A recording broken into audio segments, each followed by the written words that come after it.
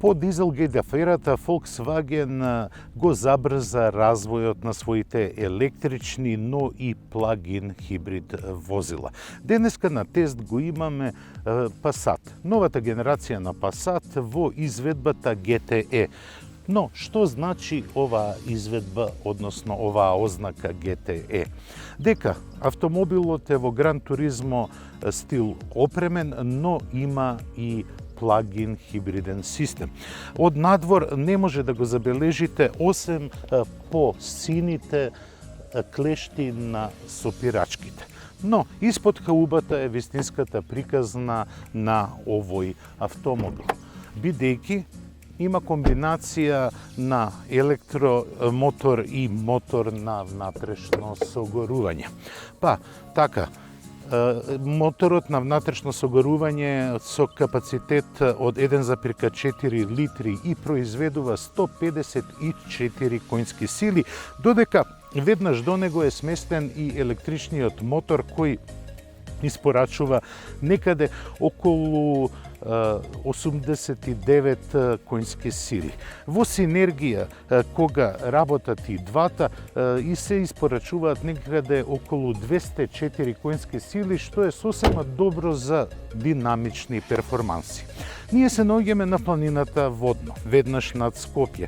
Екологистите во голема мерка ги критикуваат возачите зошто одат на оваа планина со автомобили. Но ние денеска со мирна совест ќе го возиме овој автомобил на Водно, бидејќи има нула емисија на издувни гасови. Бидејќи со батериите кои се сместени зад задните седишта и тежат околу 160 кг, има капацитет од 9,9 кВт, што е доволно да се поминат на струја околу 50 на километри. Стартувањето е на копче, како кај секој модерен автомобил. Само добивате еден звучен сигнал дека можете да тргнете. Јас го избрав модусот на возење на батерија, бидејќи сакам да ја видам еколошката ориентираност на овој модел. И веднаш на самиот почеток работи музиката на струја. Обкружени сте со тишина и со убава природа.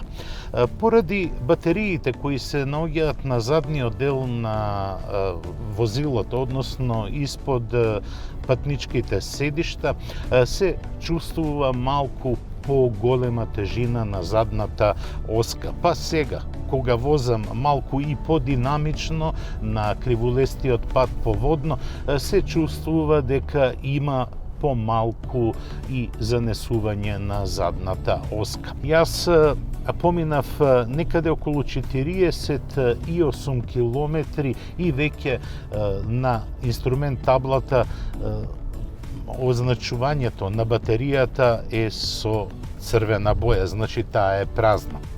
Бидејќи сакам уште по-еколошки да бидам ориентиран.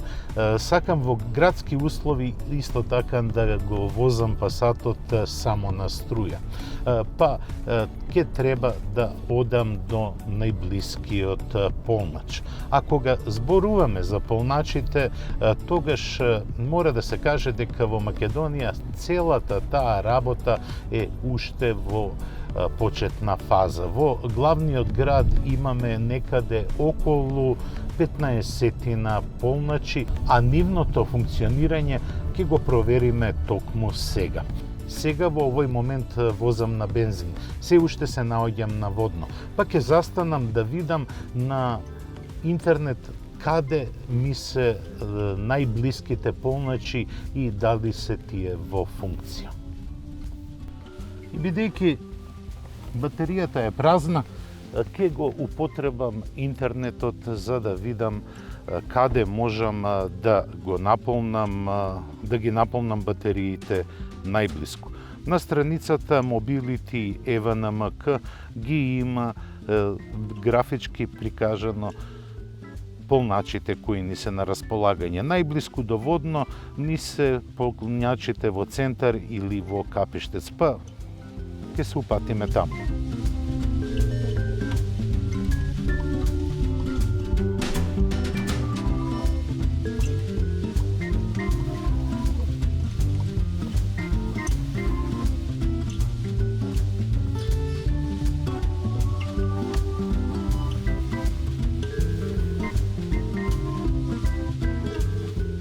веќе се наоѓаме на местото предвидено за полнење на батеријата. Искрен да бидам, ме изненадува затоа што се местата слободни. Еве се гледа дека има 2 места за полнење на батеријата. Полњачот се наоѓа во гепекот. Во него имаме 2 вида на полначи. Едниот е за брз полнач, кој изгледа вака, а другиот е за мрежа која ја имаме сите, значи за класична електрична мрежа. Која е процедурата? Со купување на ваков автомобил, Porsche Македонија обезбедува картичка за полнење бесплатно на струја на полначите на ЕВН. Која е процедурата? Прво го ставаме полначот, се извинувам, полначот во местото за полнење, а тука се наоѓа полначот на автомобилот. Бидејќи сега се поврзани, треба само да се идентифицираме. Ова идентификација трае кратко и за да го обезбедиме полнењето, треба да го заклучиме автомобилот. Кога ќе се заклучи автомобилот, гледате, тука има зелено светло кое означува дека во процес е полнењето на батеријата. Овој полноч на ЕВН има моќност од 22 киловати, што значи дека за некои 3 часа би требало до максимум да ја наполни батеријата, која има капацитет од 9,9 киловат часови. Се надевам дека ова ќе биде многу честа појава на македонските улици, бидејќи во оваа фаза не само што добивате бесплатно струја за полнење на автомобилот, туку добивате и бесплатно паркинг место, што во одредени случаи значи заштеда не само на нерви, туку и на пари.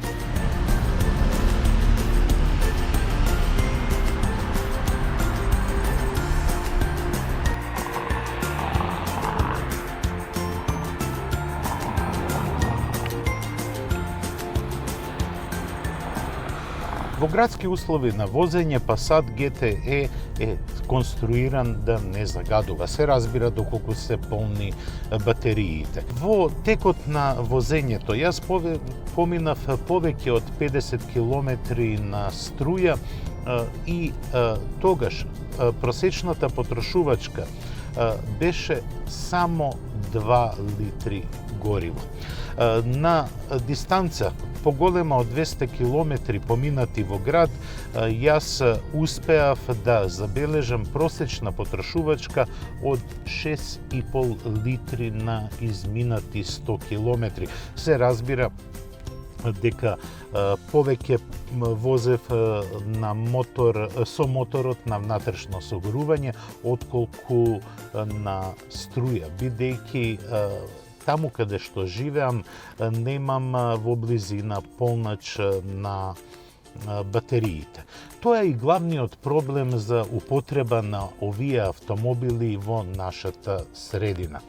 Проблем се паркинг местата и полначите, затоа што во целиот град Скопје постојат некаде околу 15 полначи на батерии кои имаат поголема моќност, додека поголемиот дел од граѓаните во Скопје живеат во станови, па така е просто невозможно да се обезбеди полнење на батериите од класичната електрична мрежа.